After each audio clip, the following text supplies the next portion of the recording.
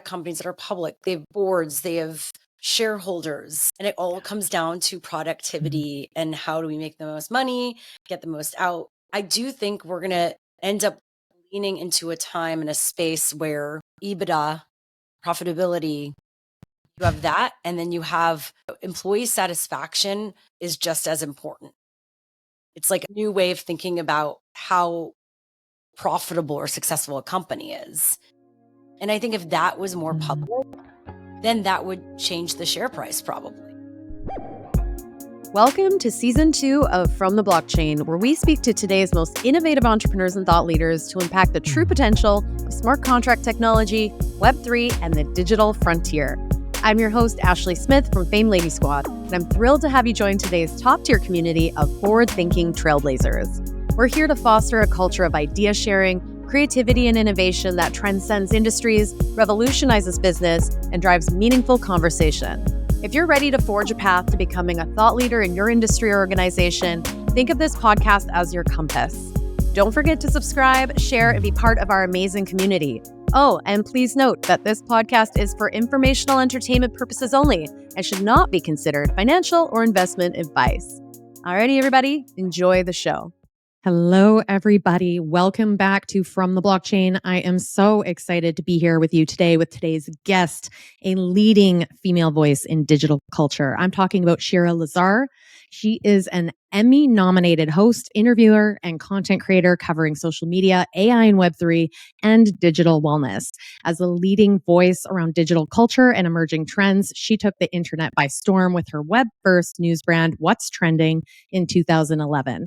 Blazing trails in the creator economy for 2 decades, she's spoken at conferences including South by Southwest, VCon, NFT NYC, and NFT LA, was named Fast Company's most influential women in technology, featured on NFT Now's NFT 100 Most Influential, and is a regular contributor on the Huffington Post, Entrepreneur, and has appeared frequently on networks like Cheddar, Bloomberg TV, CNN, and Fox News Channel discussing internet culture and digital trends. Shira is also the co-founder of Peace Inside, a digital wellness agency and collective focused on building customized programs for innovative companies, teams, and communities. Shira, welcome to From the Blockchain. Oh my God, thank you for that lovely intro. It's so great to be with you and to be I'm so connected happy to have you fellow here. Canadian in Web3. It's so nice. And I will say it's been a surprise. There's more and more Canadians, especially Canadian women, that I've stumbled across over the last couple of years, which I think is an interesting theme. But you're based in LA now. Is that right? Just around? I am Yes. very, I guess, pro Canada, but I do live in California. Yes, I've been living here for almost 2 decades. Well, I guess it makes sense given everything that you do and everything you've been involved in. And certainly it's becoming more and more of a hub. It seems everyone's moving that way, which is really interesting. But why don't we dive a little bit into you and your background before we get into some of our themes of the day? Can you tell us a little bit about your professional journey, perhaps as you led into the sort of digital landscape and then eventually coming to Web3?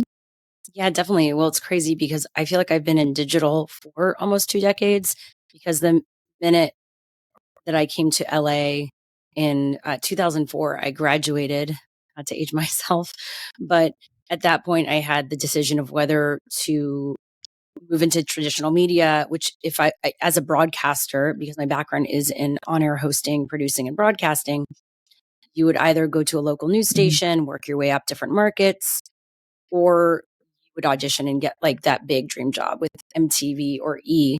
And going to a small town wasn't my thing. And I tried to do the EMTV route and I got close, but I didn't necessarily get that, what I thought was the dream job. Yet I stumbled into digital through my auditions and building my reel at the time. Remember, this is pre-YouTube. So it's not like you would just put your stuff on social media. I would have to create this fake video to pitch to agents to represent me in order to go after the jobs. So it was a different time back then. But what was crazy is through that journey of figuring out how I get that dream job, I stumbled into the digital community and started getting asked to host and produce videos for the red carpet and entertainment news for these websites that were popping up. And I would meet the founders, and I always had a knack for digital. I was very early, even like growing up. Thanks to my dad who got us a computer. I was like one of the first friends that got a computer that was on the internet, like all that. Now I look back and I realize in many ways I was an early adopter back then. But meeting all of these entrepreneurs starting these websites who needed video, I realized there was a huge need and became the go-to person in LA for that. And what I thought was a jumping off point to move into traditional became the niche and became my career. I didn't really know it at the time because I was always trying to get those other jobs. But I think now I've found peace in this knack that I have. It's almost like what the universe is showing you and like the signs, and then where you feel good. Like I've always felt really good in spaces with innovators and entrepreneurs and disruptors and emerging cultural movements. And those are always spaces where I would say the tech folks are. And so that's really what led me even to Web3. So like this is way back, of course, but then I rode the wave in LA through kind of Web 1 to then Web 2. And I started my own digital media brand and publisher called What's Trending. And that even started out as a live streaming show. We got nominated for an Emmy. We won a ton of awards. And I would say at every part of it, I was kind of first and pioneering. And I hate to say that like about myself because it's weird, but you know what? I am 40 now, so I will own it. Yes.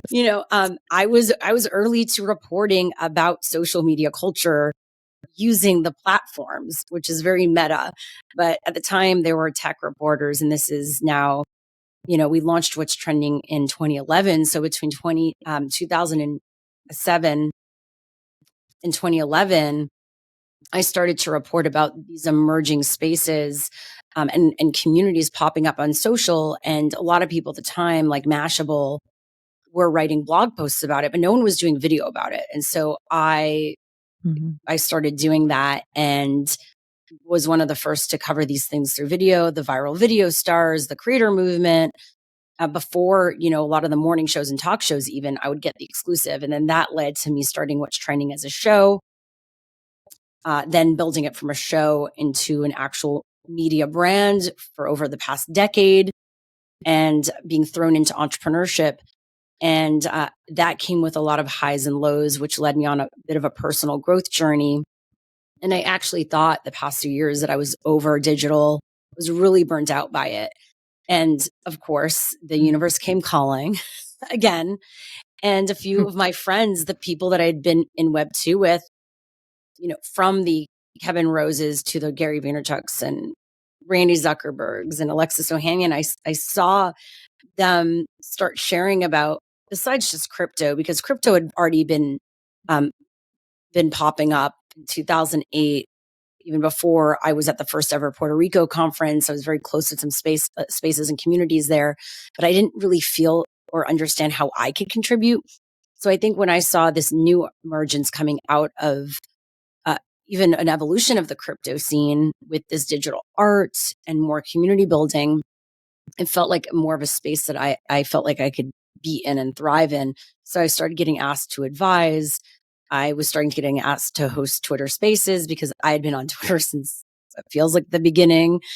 And for some reason, stayed consistent on it without realizing it would have a resurgence in many ways. And then I started realizing, there's these NFTs, and started collecting myself, and also really looking to support projects with female founders and people that had great stories. And I've always been a lover of art and collecting as much as I could within my resources. So that fit too. And I just saw the response around it. And it did remind me of what I saw back in the day in the YouTube early creator movement. And so there was a bit of a light bulb moment. And then, of course, we were in a bull market. So everything felt very exciting and busy. And the minute I started talking about things, everyone was like, it was ripe for opportunity in terms of my background and where the space was. And so end of 2021 and 2022 was busy to say the least. And that's what threw me into this space. And at the time I had a radio show, a Web2 job. And in September of 2022, I left it and said I would go all in because I thought I would regret, and I still believe this. I have no regrets, but regret not putting my all into it at the time to see where it could go. I would have always wondered what that would have been like. I think for someone like yourself from the outside looking at your career, it makes sense, for you to have a really important place in the narrative of what's happening. That I think in and of itself is required. We need people like you sharing stories and amplifying people and helping people understand really what is going on, in those moments. But I do wonder, as you say that and you talk about your potential little pivot here, what do you have in the back of your mind related to media and content creation and Web3 in and of itself? Like, not so much talking about Web3, but incorporating the technology or opportunities that might come with it, with the type of whether you want to call it career or creativity, like things you want to spend your time doing. What do you see happening there?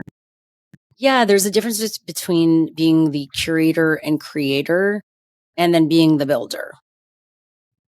Of course, though, you realize that when you're the creative, you always, and it's just historic, you get left behind. You're part of the building blocks and the foundation, and yet you're not the one that gets the equity. You're not the one that gets the payout at the ends, but yet you are part of building the ecosystem. So my hope is, even though it's questionable because of the way we see some of these marketplaces treating creatives, my hope is we're in a time where technologists and creatives can come together to build together. Because if you're going to try to solve problems around the creator economy or, marketing and content and all of that, you can't do it without the people that are part of that. And that's my hope, is that leaders and founders and investors know that. But typically it becomes like there's the business people and then there's the creative people, and they stay separate. So my hope is Web3 is this time and space that brings us all together so that we can thrive together and make more money all together, right? I mean, I do think that decentralization and the blockchain provides a lot of solutions for media and the creator economy. There's huge issues around tracking and monetization, and also being able to allow for monetization between a consumer of the content, the media brand, and then the content creator. So in the case of a website or a media business, you have your viewer, reader, you have your writer, producer, and then you have the owner. And I think that through smart contracts, and if each article or video is a digital asset, kind of all of us can win in that. And you could really see with transparency who's sharing. There's some tokenization possibly around that. You get something when you share, when you're reading, you get something as like the writer of it. It's not just maybe an upfront payment, but consistent residuals. And you could see that whether you're part of the company or not. And then as the owner of the company, I get an upside too. And it's all in the smart contracts. It's that automated. I think these are things that are there for the taking, but no one's really played around with it yet. Because again, it's like, these are ships and paths that have already been built. And so it's going to be really hard to move them, right? Like create new models while maintaining current ones. And that's why it will require, in many ways, new companies building from the ground up. And I know NFT Now might have some inklings of this. I know Rug Radio too. I know Zealous in a way. Well, Zealous is using AI to help you curate your content, whether it be from a Twitter Spaces or a live stream or longer form piece of content conversation. Different people are trying it in different ways through these emerging tech tools. But in many instances, it's an accessory, or you're reporting about it versus using it. So it's very fascinating to me. I talk about this and write about it even for my own company, whatstrending.com. You should check it out. But it is hard to implement because it takes time, patience, and resources. And media, unfortunately, right now doesn't have the time because it's falling apart. And so, Yeah. as a small business owner, a small media business owner, you think to yourself, do I look ahead and be part of the future? Or do I make sure my employees can eat today? And so that's Right. why, as a founder and CEO of that business, I say, okay, let's do what we're doing now, what we know makes money. Let's look ahead. Let's stay informed. And what I do is I dive in because guess what? I don't need to interrupt their workflows and processes, but I start playing and I go very deep. And then I say, okay, here's what I've learned. And I think that this is when it's time to bring it to you. Whereas what I see from other companies, and this is my like rant, what I see from other companies are leaders that see this trend, it's cool. They have a meeting and they say, "Oh, there's decentralization, blockchain stuff. We need to do something. Figure it out." And yet they have not even played around with it. They don't get it and the nuances around it. Yeah. And so I think that for me, even as a smaller business, and I'm excited for the day that I get to scale because I'm playing in spaces and getting my hands dirty. And so that I'm more informed when I bring it to my team. And they're more likely to trust me. But that's also because we're a creator founded company. I'm not just telling them what to do. Like Yeah. I've been in their position, I've been on every side of it.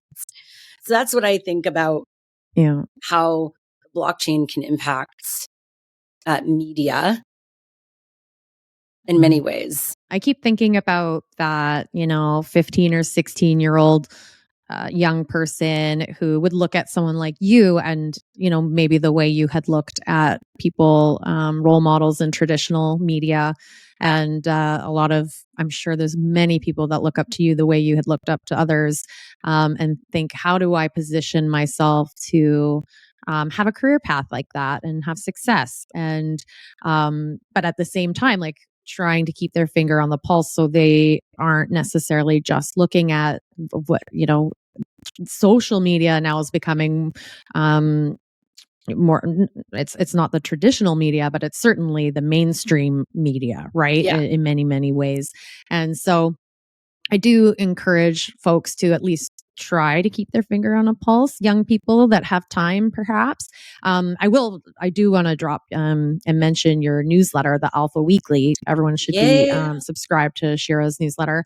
Yeah, because you get a lot of little tidbits of what's going on. And I think without overwhelming yourself, it's nice to see the pace of innovation and things that are happening and balance some of the good news stories with the less good news stories that we've seen in our environment the last couple of years. So for that young person that's mostly still dreaming about what they might do and maybe creating some sort of identity online, do you have any additional thoughts beyond what you just mentioned for them, especially keeping sort of technology in the forefront of mind? Yeah. Well, it's such an exciting time because while it feels like we're being flooded by so much, there's so much out there, it makes it feel like, are there less opportunities or more? I think that there are Mm-hmm. so many tools and different pathways and options, more than there were. So that's a plus. So congratulations. You're in a Mm-hmm. beautiful time. You were born in a Yeah. good time. But I would say first it comes down to what's your why? What's your purpose? What lights you up? What gets you excited? And then of Mm-hmm. course there are those things that are worthwhile just pursuing as hobbies and something on the side, and what is worth pursuing as your main thing. But I would start there because that will influence the content that you do, the community you're trying to build, the people that you're trying to partner with. And Mm-hmm. I also think just grounding yourself as a person is really important because there's going to be a lot that you can't control in your career, in your life, in all of this. And I think the more you understand who you are and have those tools that you've worked on, the more you'll be able to be in a better place when things don't go your way. Right. Or you will hit challenges. And there will be moments you put your all in, you're not getting the results you want.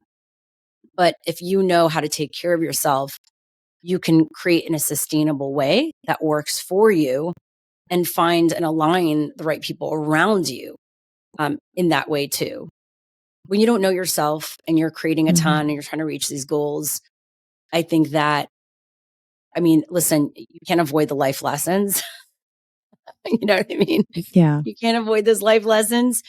But the more, again, you know who you are and your value systems, the more you'll find your community and the right people that will support you in getting to where you want to go. And I think that you got to stay curious, stay humble. With that, you'll know when you should say yes or maybe say no because it's not in alignment.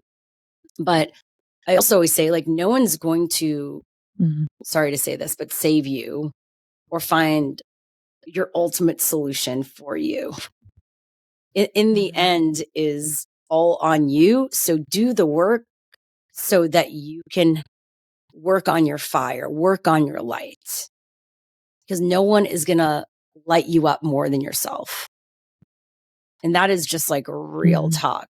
But yet have the support system when you need to be reminded about your awesomeness, that they're there for you. So I think finding that balance between what is external and what is internal is super key to success. And I would also say with that, learn when an idea keeps popping up, what is worth pursuing and not pursuing, right? And that you might not get yeses right away, but keep taking the little hints as a way to move forward. And you don't need to go from A to Z in one day or 1 month or a quarter and a year. I would say every day when you wake up, what is the one little step you can take to even go from A to 8.1, 8.2? And before you know it, you'll have gotten to B. That's some of the stuff. It's I don't know if that's deep media, but it's helpful. It's Let me tell wonderful you. advice. These are things I wish I knew, but again, I had to live through life to get there in many ways. Well, I think there is for young people. We're in a funny time where there are so many opportunities and so many, perceived challenges with AI and different things when people are thinking about what career path. And I think bringing it back to earth, bringing it back down to fundamentals. What do you want to spend your time on and commit to? That, is often going to lead you somewhere, even if that requires pivoting along the way because of, external factors. In figuring out partnerships, relationships are key. Your network is your net worth, as they say. And part of that is not just sucking value from people, but adding value to the communities you're part of. And recognizing when you're in learning and mentorship mode.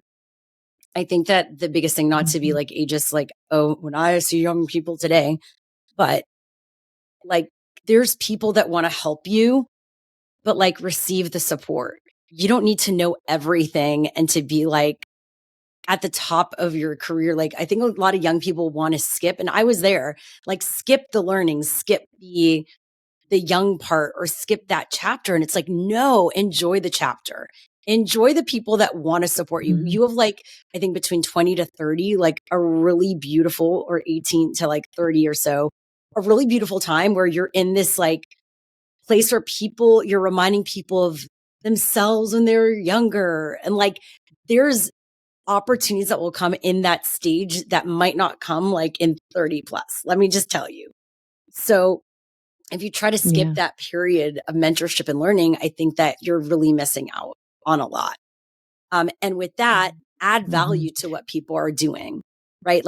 Tap into all the people you look up to that you want to be or you love what they're doing, and support them, whether it be starting with, internships to assisting. And then I would say, gaining trust, building loyalty. And then a lot of times you're first in line to get that job, let me tell you. So you could do both, build your own personal brand while also helping others. And I think that is the key, and you'll end up gaining more in the long run. Yeah, that's sound advice. And I think, we're always learning. That's the part I think that, is easy to not imagine as a young person. And maybe just to kind of bring it to Web3 a little bit and learning, I'd love to know what have been some of your key takeaways over the last couple of years? Anything that surprised you in the quote unquote space, or anything you're thinking about more now than you were before? What surprised me, I mean, I don't even think anything like, oh, whether it be rug pulls or weirdos and like scams and trolls surprises me anymore. Mm-hmm, But I mm-hmm, think that in the midst of all of mm-hmm, that, there's also really awesome people. But that's every industry. mm-hmm, Like, it's not just mm-hmm, Web3 NFTs. Guess what? I came up in Hollywood, and let me tell you, there's a lot of weird people there and people that will totally pull the rug from us. So let's not mm-hmm, act like Web3 is this new place with like weirdos. And well, guess what? The traditional finance system, like Bernie Madoff, like we've seen bad players across the board in different industries. The question is, mm-hmm, what do you want to focus on? And who will you be? When you show up and lead by example, you find like-minded people. And so, mm-hmm, but if you're going to focus mm-hmm. on all the horrific stuff, and we're not going to turn a blind eye.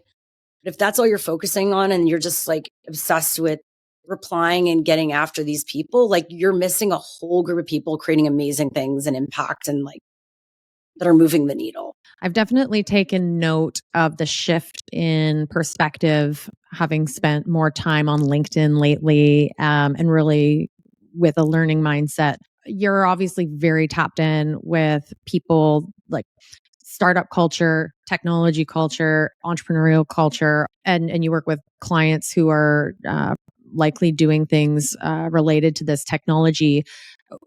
What types of conversations are you having right now? Like, what are the problems people are looking to solve? Is there anything that you're finding in particular that's a theme? AI is the big thing, the big buzzword. But I think Mm-hmm. where we're Mm-hmm. pulling those large language models from, who's the leadership team? What are the ethics around these things? How do we make sure it's supporting us as humans versus destroying us? These are all the types of conversations being had. How do we create more meaningful connections? There is a lack of trust in social media platforms, a feeling of a lack of privacy, that our data is being used. So I think a lot of people are trying to figure out ways to solve these problems.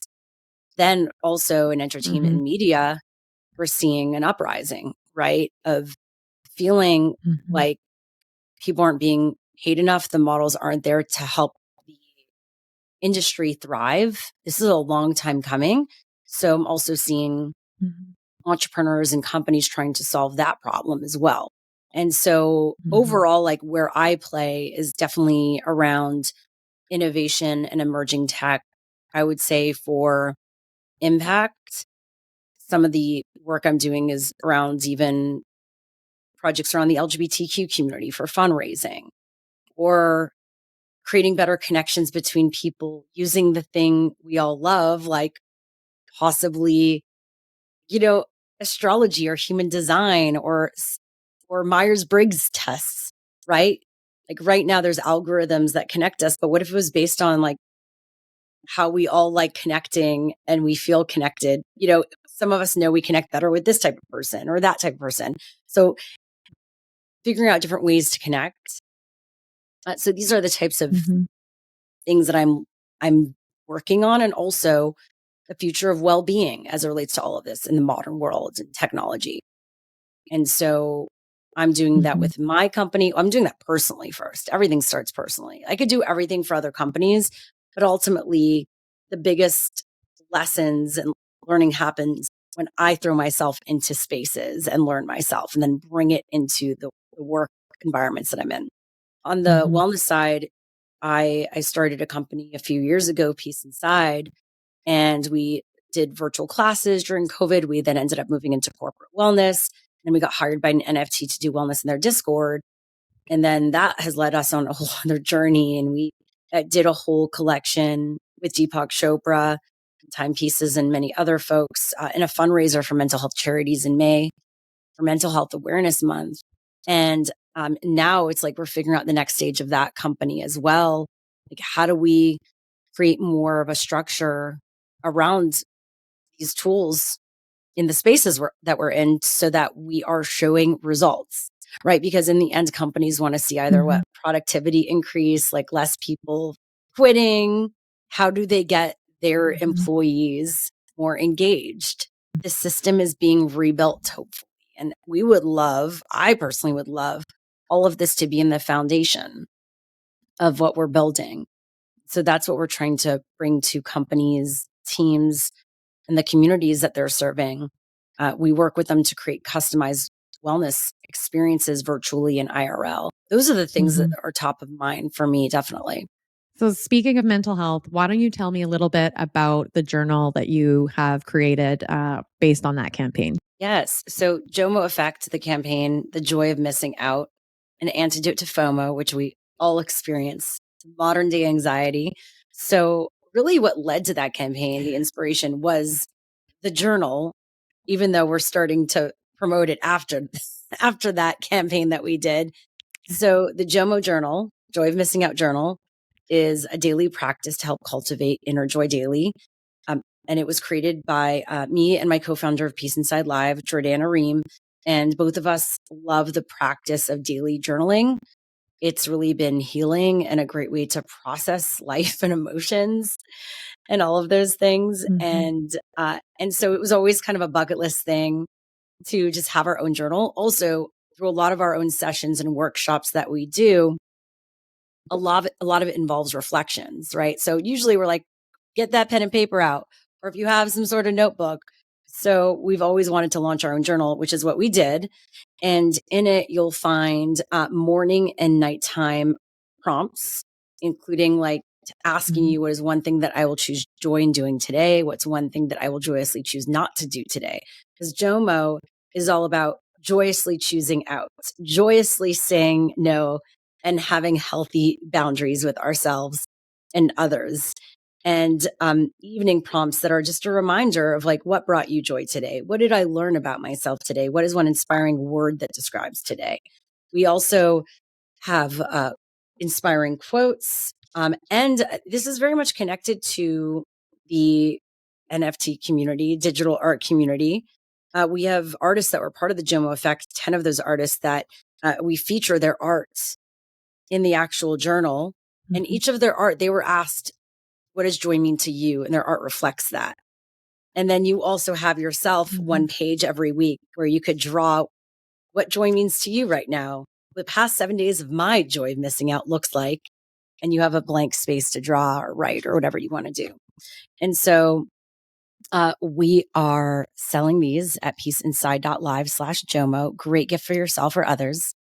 And also, what's cool is companies and events are hiring us to do these workshops around. We have a workshop to help you go from FOMO to JOMO, and they're buying these Mhm. in bulk for their teams and their communities. Okay. So we're definitely wanting to do more of that and bring JOMO everywhere around the world.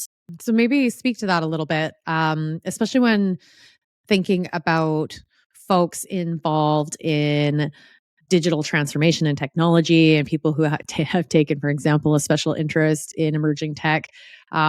Certainly, it's clear to me like burnout is real and not just from a work life balance side, but just from always trying to be on, Yeah.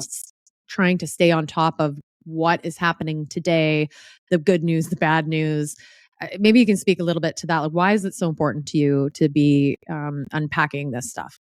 Yeah, it came from my own journey of the conflict that I had with my own behavior around this stuff, but then also my care to be connected, Mhm. like my care and curiosity in this modern world to know what was out there, to stay ahead, stay on top of things. And so I was trying to figure out, how do I Mhm. find harmony in that? How do I balance out those needs where I really wanted to Mhm. disconnect and figure out who I was and create space for that, being human and being my Mhm. best self. But then I also felt like, yeah, what am I missing?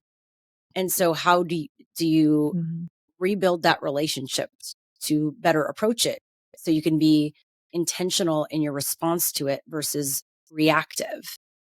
And that's where mindfulness comes Mhm. into play, and having tools on your in your tool belt that support you when you know you are falling off. What do you think about then for companies and teams? Like, what should they be thinking about? What type of I don't know, principles are you sharing with them to help them ensure that their workforce is healthy and happy and productive?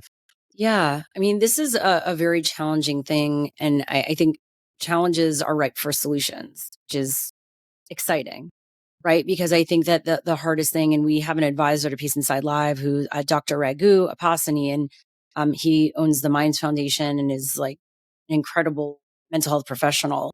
And we've talked a lot about this. How do you measure success on something so nuanced and Mhm. also while respecting privacy, right? Like, of course, I'm sure you Mhm. could connect with someone's Aura ring and see how they're sleeping and like their Apple Watch, but like, do you want your company to be doing that? Right. So how do you find that balance where people are, there, it's a collaborative effort and people are opting in because it's a relationship you're building with each other to reach results and to create sustainable environments for to Mhm. thrive.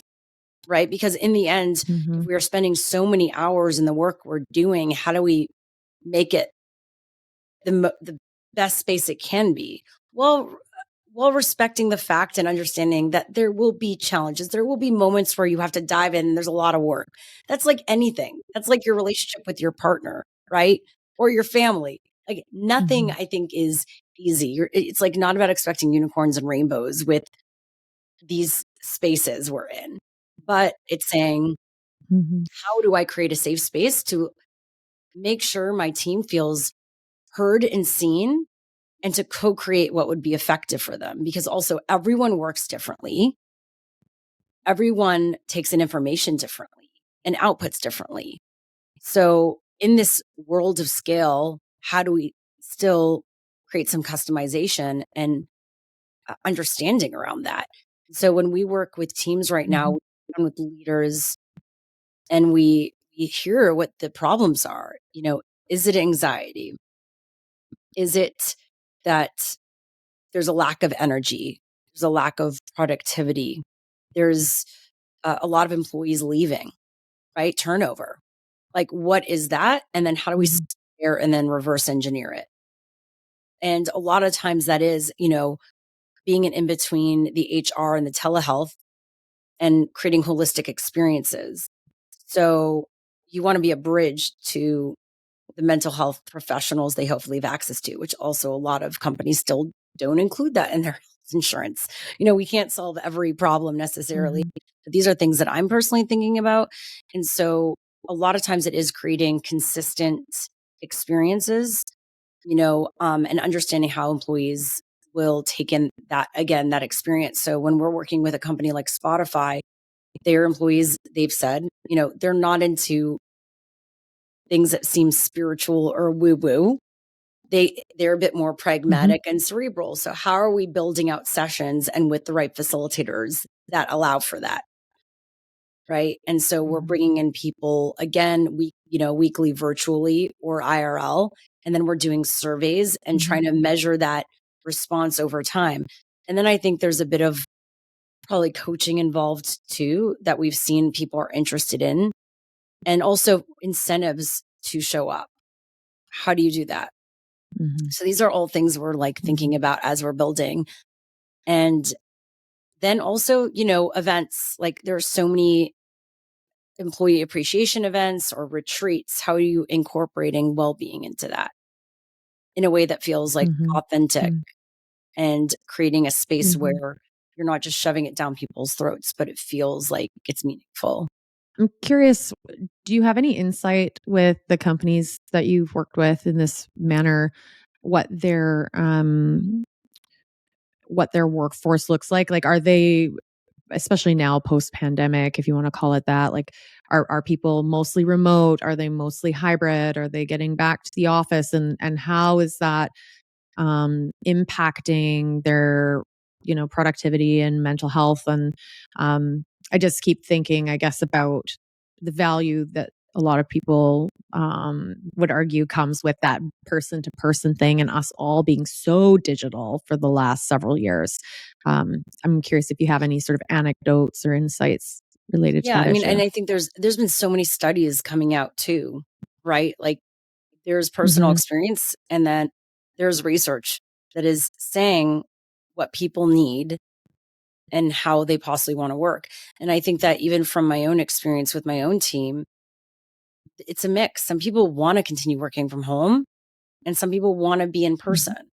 And so, you're not going to please everyone, but how do you create the choice so that people could be as effective as they can within the way they work, right? So some people Mm-hmm. might be better working in an office. Um, and then of course it's like, what's your business model? Can you support having an in-person space? And some companies Yeah. can't, Yeah. depending on I'm, where they're at. And they have to be like honest with themselves, but yeah. maybe and this is where I do think it's about really reaching out to the teams and asking, and then taking that information and leading with that information versus, I think, Mm-hmm. top down leadership, co-creating these spaces with the teams. Of course, a lot of companies that are public, they have boards, they have shareholders, and it all comes down to Mm-hmm. productivity and how do we make the most money, get the most out. I do think we're going to end up leaning into a time and a space where EBITDA, profitability, you have that, and then you have, what's employee satisfaction, and the satisfaction of this space is just as important. It's like a Mm-hmm. new way of thinking about the how profitable or successful a company is. And I think if that was more Mm-hmm. public, then that would change the share price probably. It has been interesting to watch um, the Web3 ecosystem over the last couple years, especially related to NFTs. It's been more where I spent my time, as you experience highs and lows, recognizing communication styles, especially through digital means. We're not all super well versed in how to communicate well. Not only to get what we want, but to get our point across without being misunderstood and without creating, you know, silliness, like unnecessary silliness. And I think that's part of the challenge for those of us who've spent any time in the space is like it got really immature really fast and kind of in some ways, like for me personally, there were moments where I was like, oh my gosh, my energy. I don't know if I have the energy for this. And I'm sure I'm lacking, in the skills. How do we be Um, you know, focusing on our emotional intelligence, EQ within the spaces? mhm.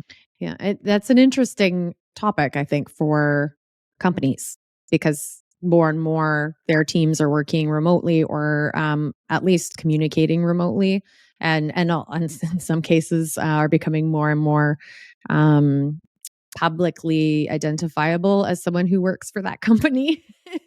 And so I guess communications can, lead to success or failure quickly. I mean, you're the expert. I'm just also learning myself. I think when you work on yourself and there's a focus on personal development, not in a narcissistic, selfish way, but in a way to better take Mhm, accountability for your actions and understand how to better, yeah, communicate effectively. That is huge, mhm, and that comes from mhm, leadership. But that also make sure that everyone is getting access to those tools and skills, right? It shouldn't be mhm, something that mhm. is like exclusive to a certain group of people.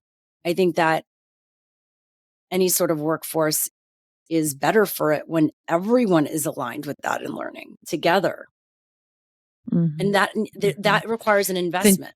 So I think that a lot of companies like mhm, ours are really working hard to figure that out. How do you bring mhm. together, data, technology, and bring some humanity into it? Because I do think in the end, people have the power to influence other people.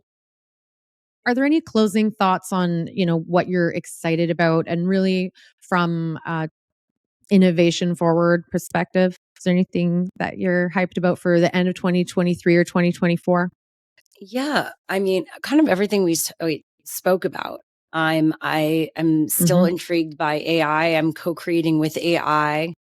I'm excited to see where it Hmm. lands and how we can be at peace with it while challenging it, and Hmm. also highlighting diverse leaders who can help us build this next generation of tech in a better way. That's what I'm excited about. Hmm. I'm excited about continuing to bring my passion for mental health and well-being into the work that I do and see what happens. Of course, I'm excited to bring the JOMO journal everywhere, get more people's hands on it Yeah. and see how it impacts you. Hmm. That's a great name, by the way. Thanks. Appreciate it. Also, we're looking at, IRL events where we're going to be. Maybe I'll see you Hmm. all at Art Basel, right? Like there's so many events coming up. And so figuring out, where to go and continuing to connect with people IRL as much as we can do stuff virtually still remains like one of the most important things to build relationships. Uh, do you have a maybe top 2 or 3 events that you're excited about that maybe people should have their eyes on? We're going to be doing in LA, if you're in LA, a JOMO Hmm. party at a certain point to launch the journal. So if you subscribe to my Hmm. newsletter, you'll know first when we're Hmm. releasing tickets for that. And definitely looking Cool. at Art Basel. I'll be at Camp Decrypt. Decrypt Media is doing an event. We're going to be providing meditation in our journals there and our FOMO to JOMO workshop. So those are some, this year. Yeah, figuring also the next step with with what's trending. So we'll see some moves coming. You heard it here first. I want to be on some boards. I want to be on your board. Whoever's listening, I'll be on your board. But that's the kind of I'm going from founder to advisor, hopefully investor, and then consultant, and hopefully board member at a certain point because we need to see more diversity on boards. 100% I can get behind that. And I'm hoping to talk a little bit more about that on this podcast as we move forward. So thanks for bringing that up. Shira, you are a force to be reckoned with. I really appreciate your time. I know you're so busy and you have a lot on the go. So carving out your time for me and our audience, I really appreciate it. We've mentioned the Alpha Weekly newsletter. I'll drop a link in the show notes so people know how to find that. Shira, what other links should people know about in order to find you and the things you're working on? At Shira Lazar is where you could find me everywhere. Click into the bio and you could see the link to the alpha, shiralazar.com/subscribe as well. But thank you so much, Ashley. I'm a big Cool. fan of what you're up to. And I've loved connecting with Thank you. you. Even during this podcast, it's been fun. Thank you so much. I'm glad you're here. Everyone, I hope you enjoyed the show and have a wonderful, wonderful day.